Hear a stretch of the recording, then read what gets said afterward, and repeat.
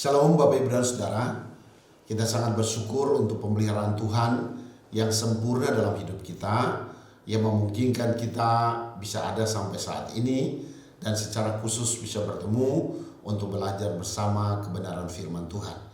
Sebelum kita memulai membaca, merenungkan firman Tuhan, mari kita menghadap Tuhan dalam doa.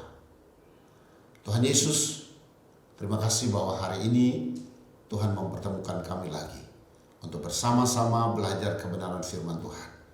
Kami sadar kami terbatas untuk memahami firman, tapi kami bersyukur ada Roh Kudus yang sanggup untuk menolong kami.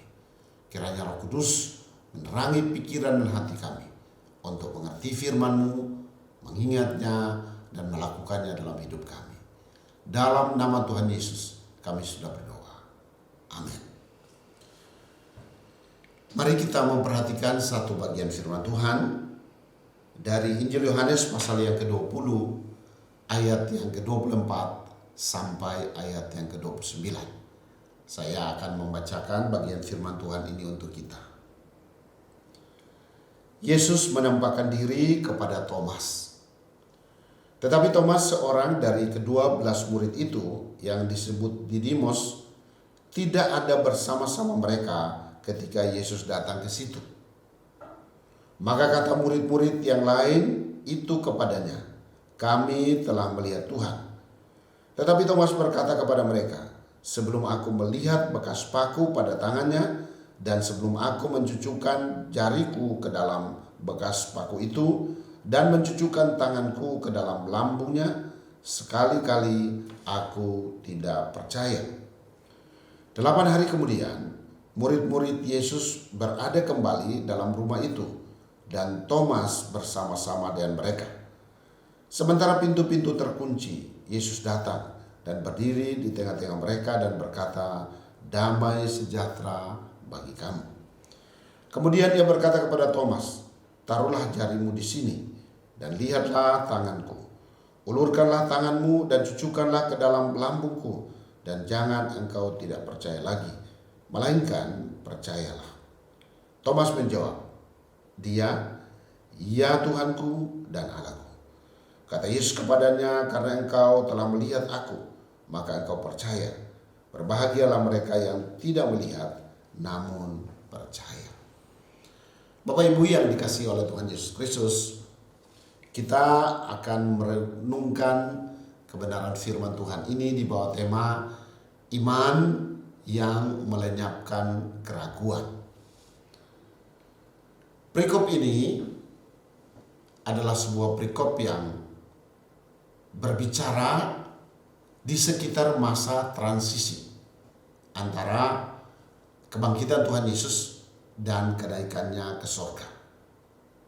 Ketika Tuhan Yesus bangkit, Dia tidak langsung naik ke sorga. Ada orang yang bertanya seperti ini, mengapa Tuhan Yesus tidak langsung naik ke sorga? Padahal sebenarnya tidak ada kesulitan. Mengapa Ia masih ada di dunia 40 hari sebelum Ia naik ke sorga? Ketika kita mencermati Alkitab, di sana kita mengerti bahwa paling tidak ada 3 alasan kenapa Tuhan Yesus tidak langsung naik ke sorga. Yang pertama adalah bahwa Ia ingin membuktikan bahwa kebangkitannya itu sah menurut hukum. Hukum pada waktu itu, kalau ada 2 atau 3 orang laki-laki melihat bahwa Yesus bangkit, maka kebangkitan itu sudah sah menurut hukum. Tuhan Yesus tidak hanya menampakkan diri kepada 2 atau 3 orang. Di 1 Korintus 15, Tuhan Yesus menampakkan diri lebih dari 500 orang. Maka kebangkitan Kristus memang sah menurut hukum. Kebangkitan Kristus bukan sebuah ilusi, sebuah fakta historis bahwa Yesus benar-benar mati, Yesus benar-benar bangkit dan ada saksinya. Yang kedua, ialah bahwa Tuhan Yesus ingin memulihkan keadaan murid-murid. Ketika Tuhan Yesus ditangkap, disalibkan, mati, keadaan murid-murid sangat terpuruk. baik secara rohani, secara batin, mereka dalam keadaan terpuruk. Karena Alkitab berkata mereka kecewa, tentu karena pengharapan yang salah bahwa Yesus akan jadi raja dan mereka akan menjadi orang-orang penting. Dan ternyata Yesus disalibkan dan mati. Ini sebuah kekecewaan. Mereka juga sedih karena guru mereka yang bersama-sama dengan mereka selama 3,5 tahun meninggalkan mereka. Tapi juga secara batin mereka dalam keadaan takut. Kenapa?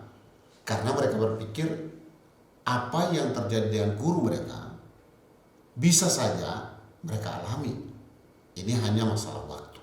Maka kalau Bapak Ibu perhatikan di ayat yang ke-19 dan juga kalau kita perhatikan di dalam ayat yang ke-26, murid-murid ketika mereka bertemu dalam keadaan pintu-pintu terkunci. Kesedihan, kekecewaan, ketakutan, ternyata diberi solusi oleh Tuhan Yesus. Tuhan Yesus memulihkan mereka dan memberikan damai sejahtera di hati mereka. Ketika damai Kristus menguasai hati seseorang, kekecewaan itu akan pergi, kesedihan itu akan pergi, dan ketakutan itu akan pergi. Bapak Ibu, Tuhan Yesus juga memulihkan mereka secara fisik. Kalau kita melihat mulai dari pasal 21, ternyata Tuhan Yesus tidak hanya memulihkan secara rohani, tetapi juga secara jasmani. Makan minum mereka pun diperhatikan oleh Tuhan. Tetapi juga bahwa kenapa Tuhan Yesus tidak langsung naik ke surga? Inilah sebenarnya alasan yang sangat penting, yaitu bahwa Tuhan Yesus ingin memberikan amanat agungnya. Amanat agung seperti apa? Matius pasal 28 ayat 19 dan 20. Tentu Bapak Ibu sudah pasti mengetahuinya. Pergilah, jadikanlah semua bangsa muridku, dan baptislah mereka dalam nama Bapa dan Anak dan Roh Kudus, dan ajarlah mereka melakukan segala sesuatu yang telah kuperintahkan kepadamu. Dan ketahuilah, aku menyertai kamu senantiasa sampai pada akhir zaman. Kenapa amanat ini diberikan di bagian terakhir? Karena kebiasaan pada waktu itu ada ketentuan seperti ini.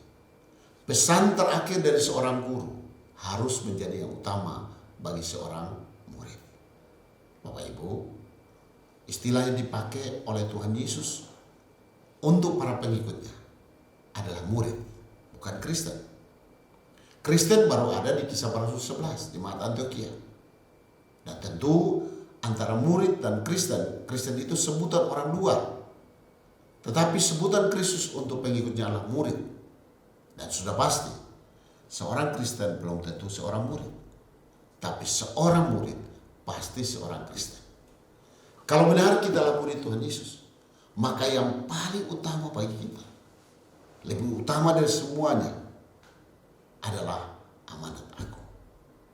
Bapak Ibu dan Saudara yang dikasihi oleh Tuhan Yesus Kristus, pokok yang kita bahas hari ini lebih berhubungan dengan tujuan yang kedua, yaitu pemulihan yang dikerjakan oleh Tuhan Yesus kepada murid-muridnya. Kekecewaan, kesedihan, dan ketakutan. Hal ini sebenarnya Tuhan Yesus sudah lakukan pasal 20 ayat 19 sampai 23. Hanya saja waktu itu Thomas tidak ada. Tetapi perikop yang kita baca ini kalau bisa kita sebut inilah perikop Thomas. Karena seluruh perikop ini berbicara tentang satu orang.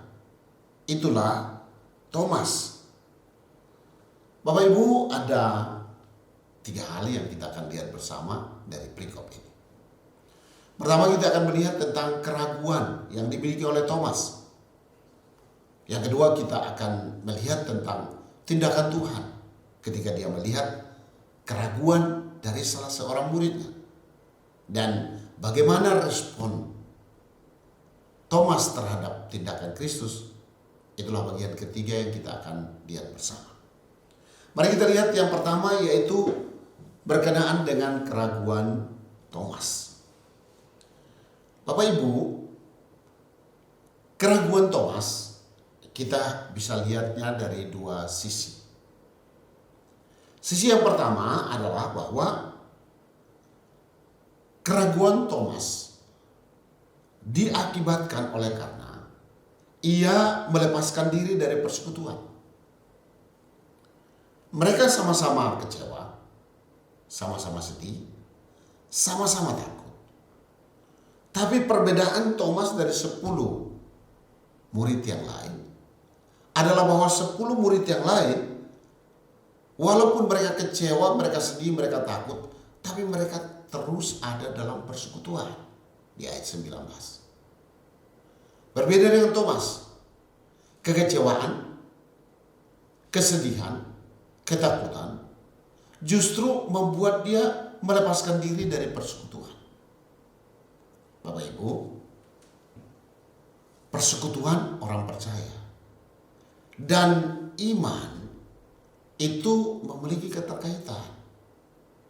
Bahwa dalam persekutuan bersama, di sana kita bisa saling mendoakan, saling menguatkan kebenaran firman Tuhan yang kita dengar bersama, membuat iman kita makin kuat.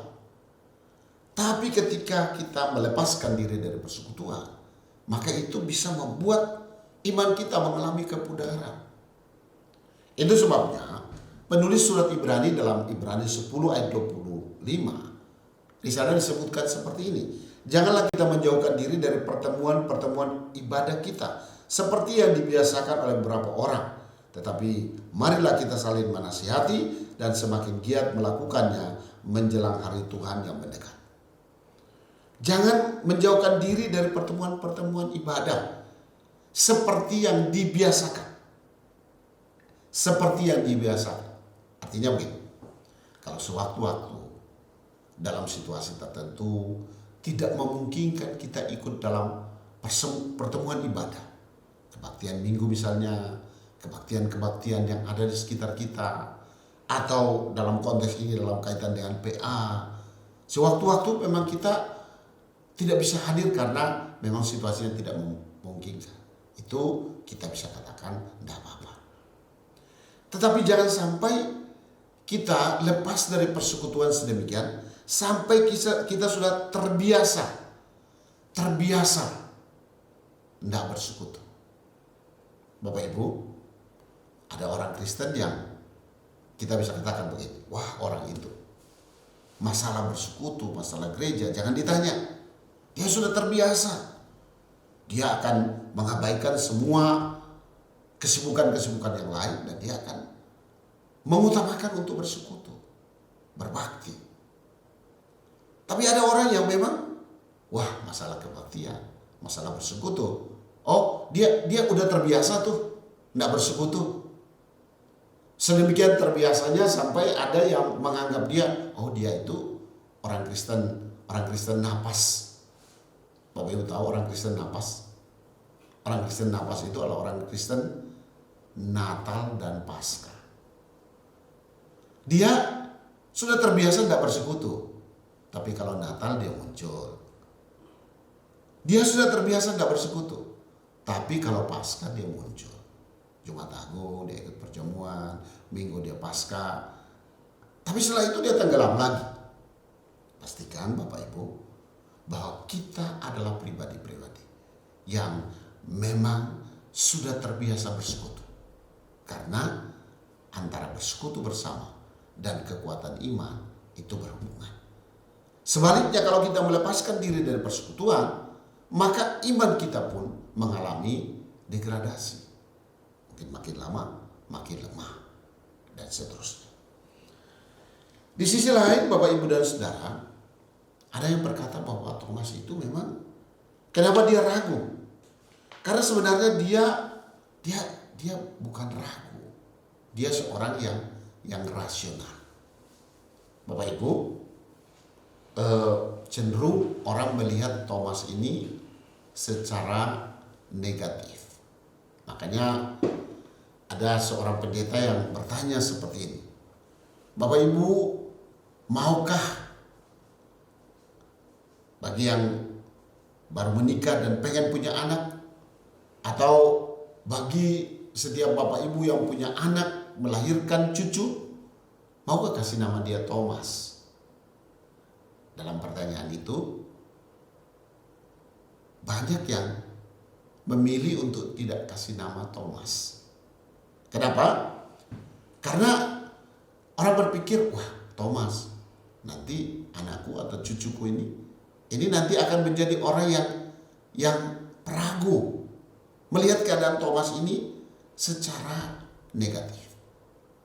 Tapi sebenarnya kalau kita mencermati dengan baik, Thomas ini prinsip hidupnya ada segi positifnya yang lebih banyak. Dia bukannya orang yang tidak percaya, tapi dia termasuk orang yang rasional.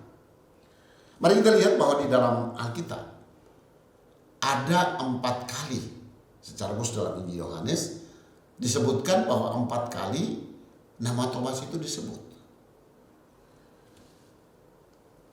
Dan dari 4 kali nama Thomas disebut itu, sebenarnya di dalamnya kita bisa melihat tentang bagaimana karakteristik yang ada pada Thomas. Yang pertama adalah Thomas adalah pribadi yang setia. Dia adalah orang yang setia. Kalau Bapak Ibu perhatikan dalam Yohanes 11 ayat 16, ketika Lazarus dibangkitkan, dalam konteks itu ada sebuah pernyataan yang Thomas sampaikan. Marilah kita pergi untuk mati bersama dengan dia. Dalam pengertian di sini adalah berkaitan dengan Tuhan Yesus. Kalaupun kita ke sana bersama dengan Tuhan Yesus dan ada masalah, tidak apa-apa. Kalau perlu mati, kita mati bersama dengan dia. Ini menunjukkan kesetiaan. Kesetiaan secara vertikal. Dia bersedia mati untuk Tuhan Yesus.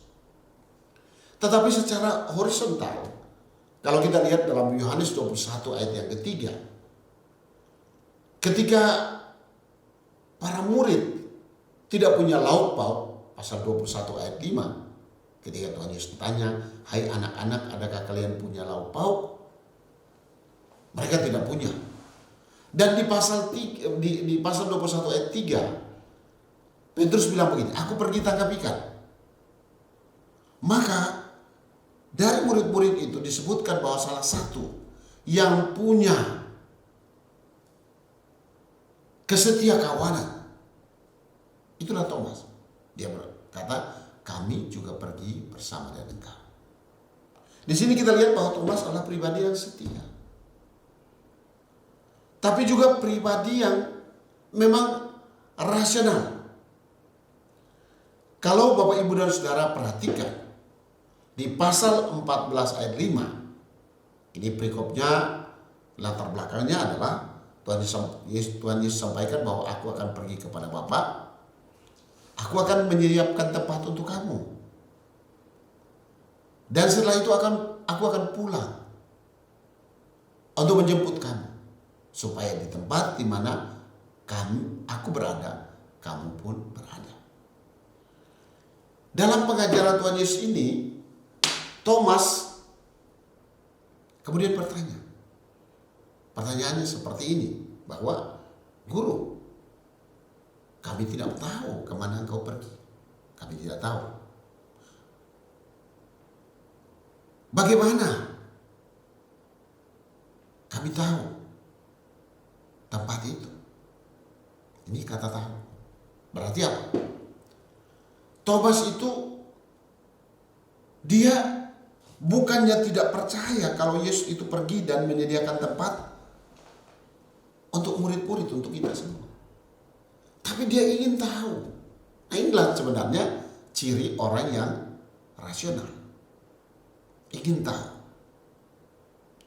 Bapak Ibu, bertolak dari keinginan tahu itu dari Thomas, lahirlah sebuah ayat yang sangat terkenal.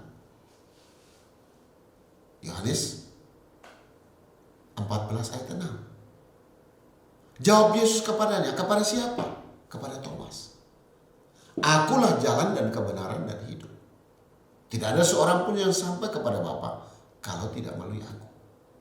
Sebuah ayat yang sangat eksklusif, yang menunjukkan bahwa jalan ke surga hanya melalui Tuhan Yesus. Dan kemudian kita tahu di sana bahwa ternyata keselamatan, pengampunan dosa, dan kepastian hidup yang kekal itu tidak bisa diperoleh dengan cara lain, hanya di dalam Tuhan Yesus. Bapak Ibu, semua kita yang mengenal Tuhan Yesus, karena ayat ini, Yohanes 14 ayat 6, semua kita yang diberkati melalui ayat ini, sebenarnya kita harus berterima kasih kepada Thomas. Karena justru melalui pertanyaannya, lahirlah ayat ini. Bapak Ibu yang dikasihi oleh Tuhan Yesus, dia seorang yang rasional. Dia berkata di dalam ayat yang ke 25, maka kata murid yang lain, kami telah melihat Tuhan. Tetapi Thomas berkata kepada mereka, sebelum aku melihat bekas paku pada tangannya, dan sebelum aku mencucukkan jariku ke dalam bekas paku itu, dan mencucukkan tanganku ke dalam lambungnya, sekali-sekali aku tidak percaya. Bapak Ibu yang dikasihi Tuhan, sedangkan Thomas bilang, aku lihat kok, aku tahu Yesus mati. Bagaimana kamu bisa bilang dia bangkit? Tak masuk di akal. Saudara-saudara yang dikasihi Tuhan, apa yang dipakai oleh Thomas ini, strukturnya itu jika tidak maka tidak. Ini bisa dipakai untuk hal yang positif, tapi juga hal yang negatif.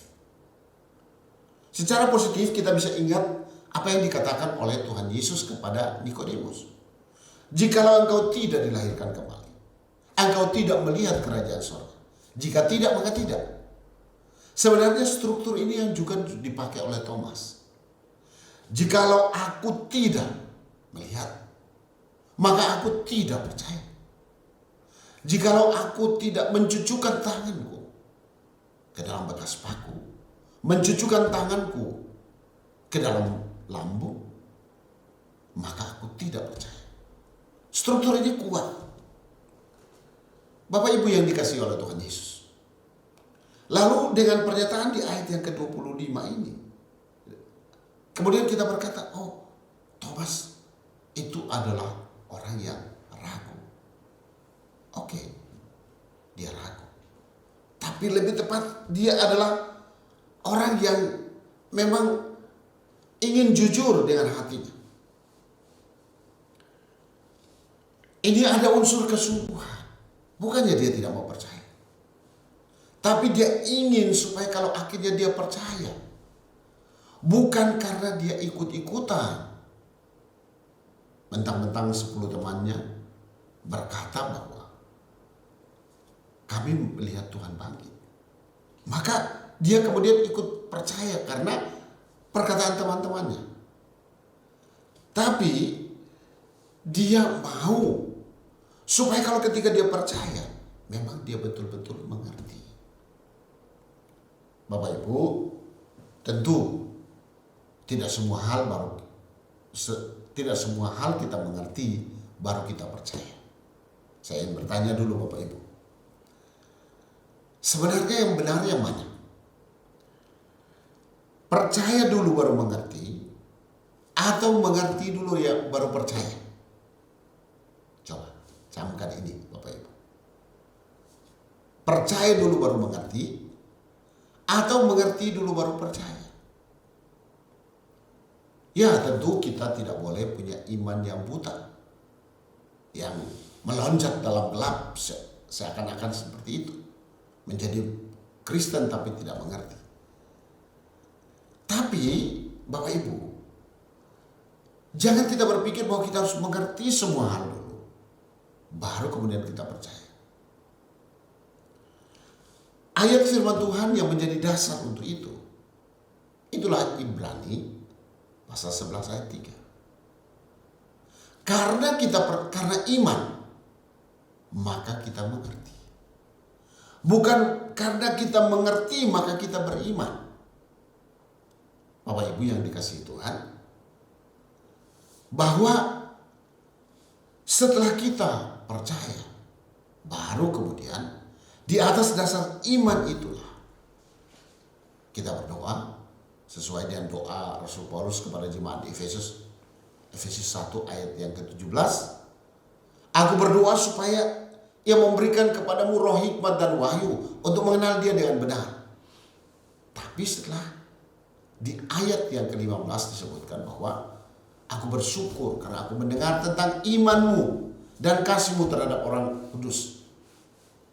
Setelah kita percaya, bahkan setelah kita melayani, kita belum mengenal Dia dengan benar. Tapi ada Roh Kudus yang memberikan wahyu, memberikan hikmat supaya kita mengenal Dia dengan benar. Thomas, Bapak Ibu, dia tidak bermaksud untuk mengetahui semua hal, baru dia percaya. Tetapi ini menunjukkan kejujuran hatinya. Dia ingin tidak ikut-ikutan, tapi dia ingin supaya ketika dia percaya, dia benar-benar percaya.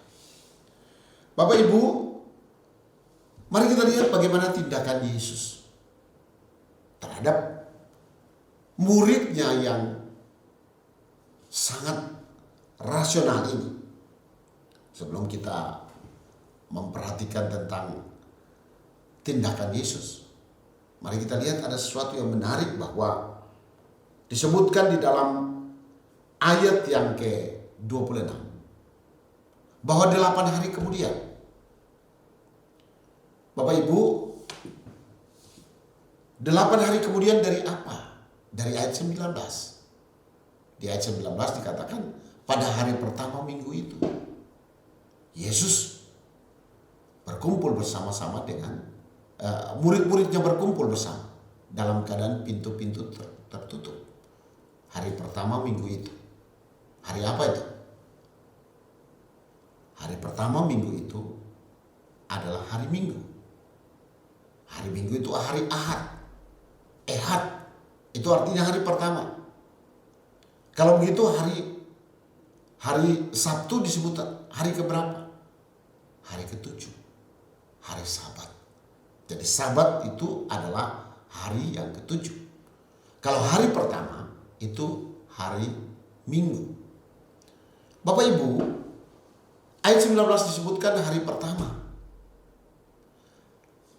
Lalu kemudian ayat 26 disebutkan hari ke-8 dari hari pertama itu.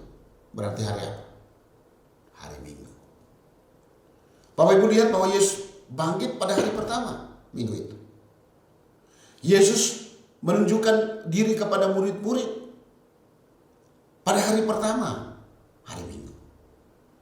Yesus datang lagi kepada Thomas dengan murid-murid pada hari ke-8, itu berarti hari Minggu juga.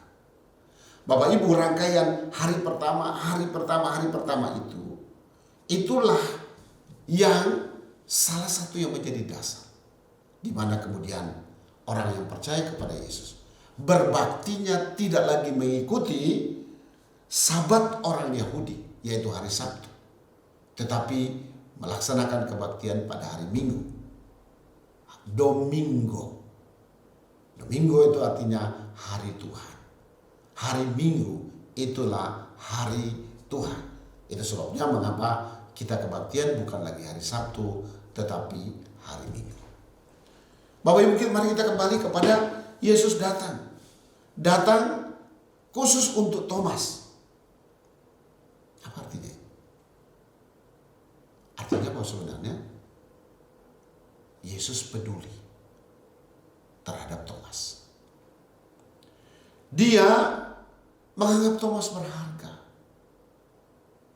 Bapak Ibu, kita bisa saja dalam kelemahan kita bisa terlepas dari persekutuan, mungkin mengalami minat rohani yang berkurang karena kekecewaan, kesedihan, ketakutan. Tetapi menariknya bahwa Yesus itu tidak membuang kita.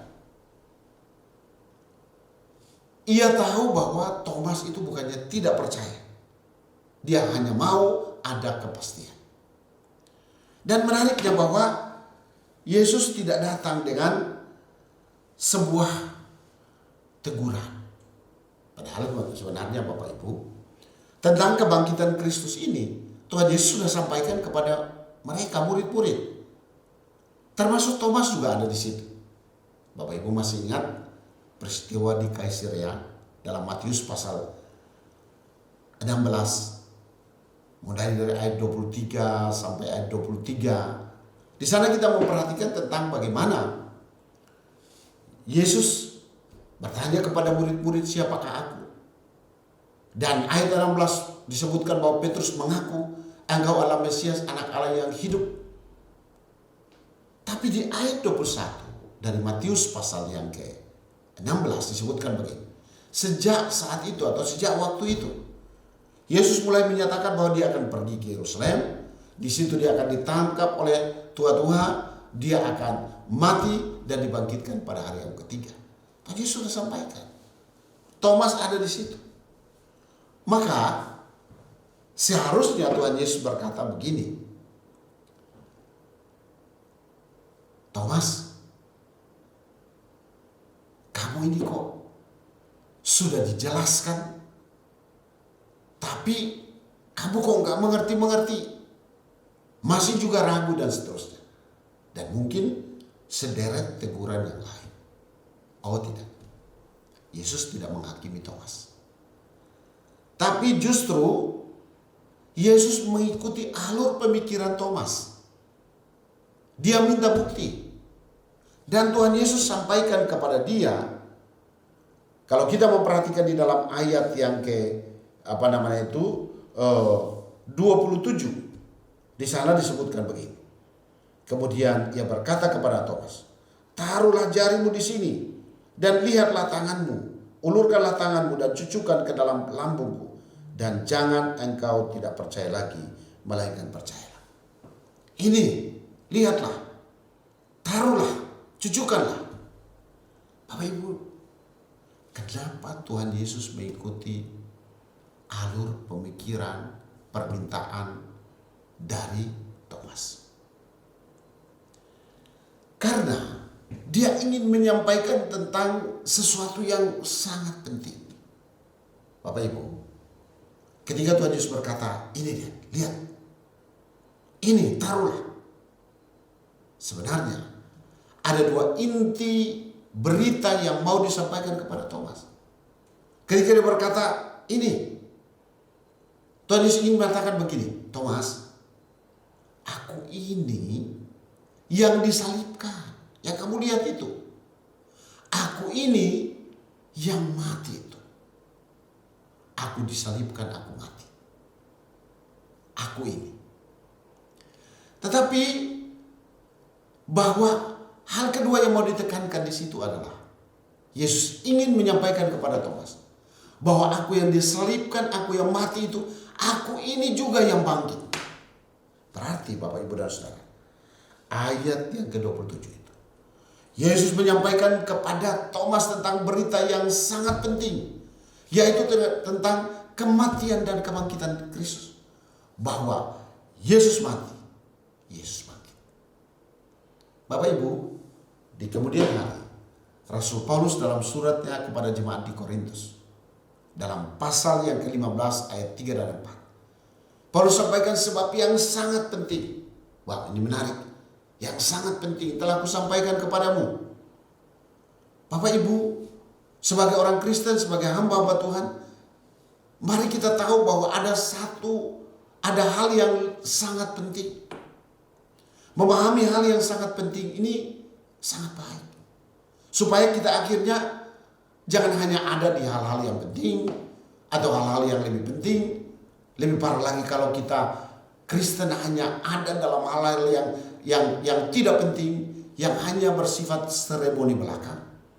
Karena kita tidak tahu bahwa Alkitab sebenarnya berbicara tentang hal yang sangat penting. Dan apa hal yang sangat penting itu? Ada dua hal. Itulah kematian Kristus. Karena dalam kematian Kristus, iblis dikalahkan, dosa mendapat pengampunan. Tapi hal yang kedua yang sangat penting adalah bahwa Yesus bangkit. Dan dalam kebangkitan Kristus itu, maut dikalahkan. Oh Bapak Ibu dan Saudara, tanpa kematian dan kebangkitan Kristus, kekristenan itu tidak ada artinya. Bersyukur bahwa Yesus mati, Yesus bangkit untuk kita. Inilah berita kemenangan yang membawa kita untuk bebas, merdeka. Tapi inilah berita kemenangan yang kita harus sampaikan. Dunia membutuhkan berita ini dan kita adalah saksinya. Bapak Ibu, bertolak dari apa yang ditunjukkan oleh Tuhan Yesus, yang di dalamnya ada pesan penting tentang kematian dan kebangkitan Kristus. Maka kemudian kita memperhatikan di dalam ayat 28, muncul sebuah kredo, muncul sebuah pengakuan, sebuah pengakuan iman rasuli yang paling pendek tetapi memiliki arti yang paling dalam. Apa pengakuan iman rasuli itu? Pengakuan itu berkata, ya Tuhanku dan Allahku. Wow, Bapak Ibu.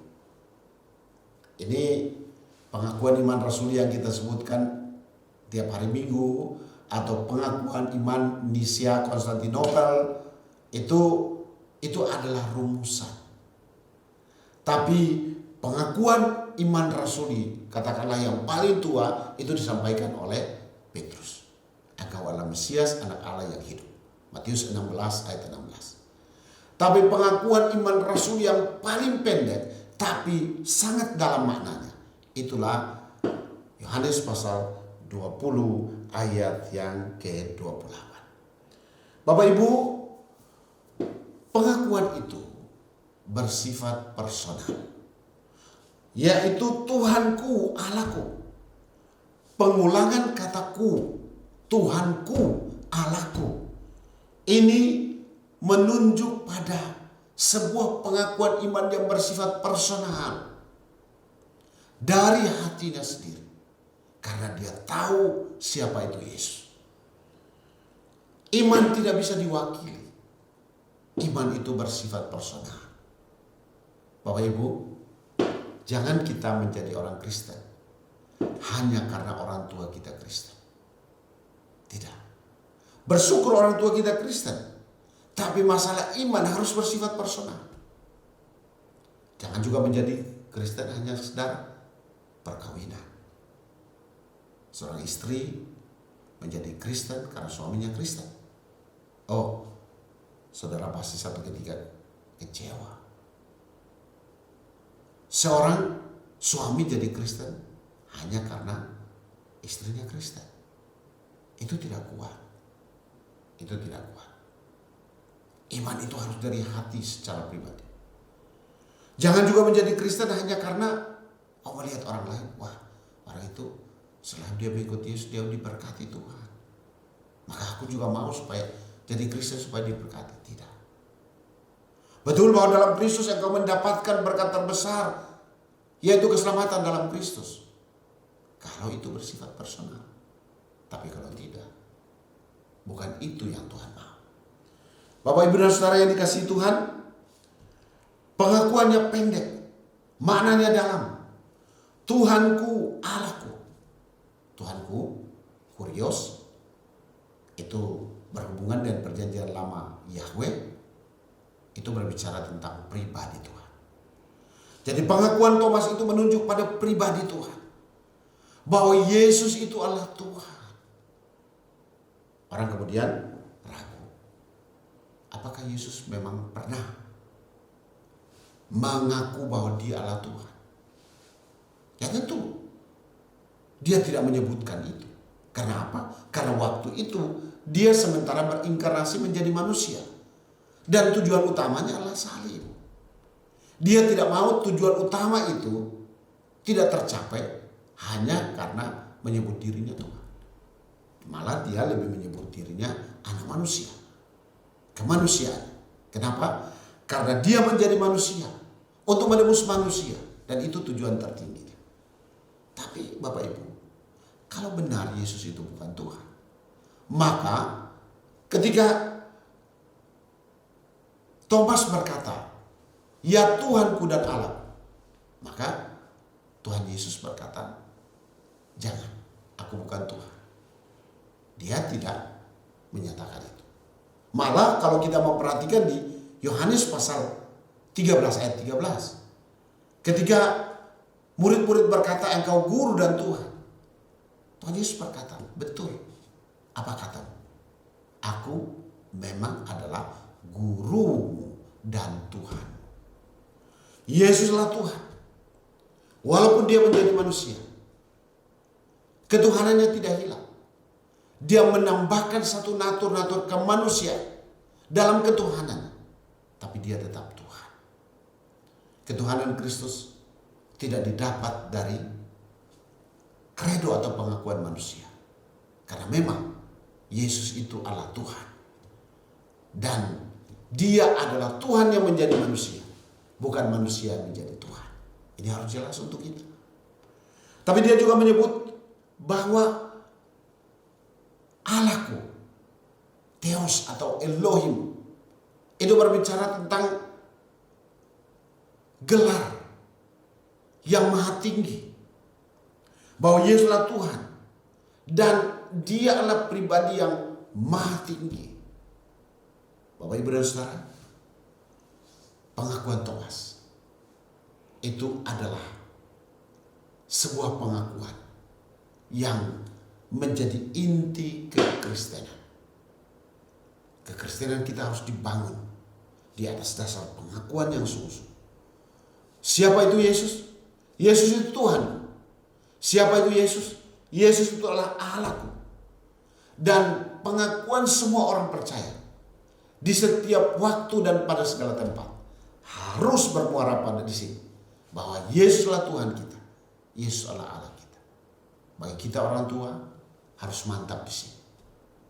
Apapun yang terjadi tidak boleh menggoyahkan kita dari pengakuan seperti ini. Tetapi juga tanamkan kepada anak-anak cucu kita tentang siapa itu Yesus. Bahwa dia bukan hanya manusia biasa. Dia Tuhan kita. Dia Allah kita. Supaya mereka juga percaya. Karena di ayat 29 Tuhan Yesus sudah menyampaikan bahwa bukan hanya Thomas yang memberikan pengakuan, tapi banyak orang akan memberikan pengakuan. Hanya saja bedanya adalah Thomas mengaku Yesus Tuhanku, Yesus Allahku, karena dia memang melihat. Tapi Tuhan Yesus menubuatkan bahwa kelak setelah kamu Thomas, ada begitu banyak orang, ribuan, jutaan, malah miliaran orang yang tidak melihat namun percaya. Dan Tuhan Yesus berkata, berbahagialah semua orang yang tidak melihat tapi percaya. Kita memang tidak melihat secara langsung tentang tangan Yesus yang terpaku, lambung Yesus yang ditusuk, tapi kita percaya.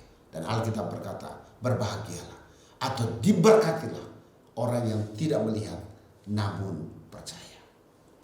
Sesuatu yang menarik Bapak Ibu, bahwa Thomas yang peragu, dari keraguan dia menjadi pribadi yang mengaku, dan pengakuan yang benar mengokohkan keberadaan, sehingga kemudian Thomas yang peragu itu kemudian bangkit dan menjadi saksi Tuhan. Malah tradisi gereja kuno mencatat bahwa Thomas adalah misionaris yang membawa Injil ke India pada abad pertama Masehi. Itu sekitar tahun 52. Wow. Dia berangkat di Yerusalem sampai di India. Dan ternyata di sana dia menyampaikan tentang Yesus yang mati dan bangkit itu. Dan ternyata di India pun banyak orang Kristen yang percaya di sana. Di India Selatan. Bahkan Thomas mati sebagai martir di sekitar tahun 72. Mari kita lihat ini Bapak Ibu. Orang yang tadinya punya keraguan, tapi oleh anugerah Tuhan, dia akhirnya punya pengakuan yang sangat baik. Yesus Tuhan, Yesus Allah. Dan orang yang betul-betul memiliki pengakuan yang benar, mentuhankan Yesus dalam hidupnya. Orang itu tidak hidup untuk diri sendiri, tapi dia memberitakan tentang Yesus yang mati dan bangkit seperti Thomas. Kalaupun hari ini ada begitu banyak orang India yang percaya kepada Tuhan Yesus, maka itu karena ada seorang yang tadinya ragu, tapi kemudian mengaku bahwa Yesuslah Tuhan yang sungguh-sungguh. Dan Tuhan pakai orang itu membawa orang lain juga, orang-orang India, mengaku bahwa Yesuslah Tuhan, Yesus adalah Allah. Bapak Ibu, saya tidak tahu keadaan kita seperti apa.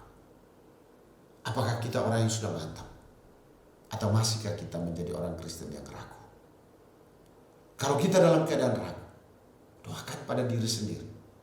Kita bisa berkata, Tuhan tolonglah aku yang masih ragu ini, supaya aku sungguh-sungguh mengaku Yesus Tuhan, Yesus Allah. Dan kalau benar-benar kita sudah sampai pengakuan yang benar seperti itu, ciri khasnya adalah bahwa seorang yang punya pengakuan yang benar, dia juga mewujudkan pengakuan yang benar dalam tindakan yang benar, yaitu menjadi saksi Tuhan. Sehingga akhirnya keluarganya dibawa kepada Tuhan, kerabatnya dibawa kepada Tuhan, kenalannya dibawa kepada Tuhan. Bahkan dia bisa dipakai untuk misi yang lebih luas, menjangkau banyak orang, suku-suku yang terabaikan untuk kemuliaan Tuhan. Amin. Tuhan memberkati kita. Mari kita berdoa. Tuhan, terima kasih untuk kebenaran firman Tuhan yang kami sudah renungkan. Terima kasih bahwa kami belajar dari Thomas, pribadi yang memang pernah lepas dari persekutuan, tapi terima kasih bahwa Tuhan tidak membiarkan dia. Terima kasih bahwa Thomas juga oleh anugerah Tuhan kembali ke persekutuan. Tuhan, kami juga belajar dari Thomas bahwa dia adalah seorang yang rasional. Tuhan, tolonglah kami supaya kami tidak hanya ikut-ikutan, tapi berusaha mengerti setiap kebenaran, walaupun memang tidak harus kami mengerti seutuhnya, baru kami betul-betul percaya dan taat. Tuhan, kami bersyukur bahwa Thomas yang tadinya peragu masuk dalam sebuah pengakuan, walaupun pendek, Yesuslah Tuhanku, Yesuslah Allahku. Tapi itu merupakan sebuah teladan yang luar biasa untuk kami. Kalau Engkau mendapati kami ada keraguan, ampuni kami Tuhan. Roh Kudus, tolonglah kami Tuhan Yesus, supaya kami mantap dalam pengakuan bahwa Yesuslah Tuhan, Yesuslah Allah kami. Dan lebih dari itu kami belajar supaya oleh anugerah Tuhan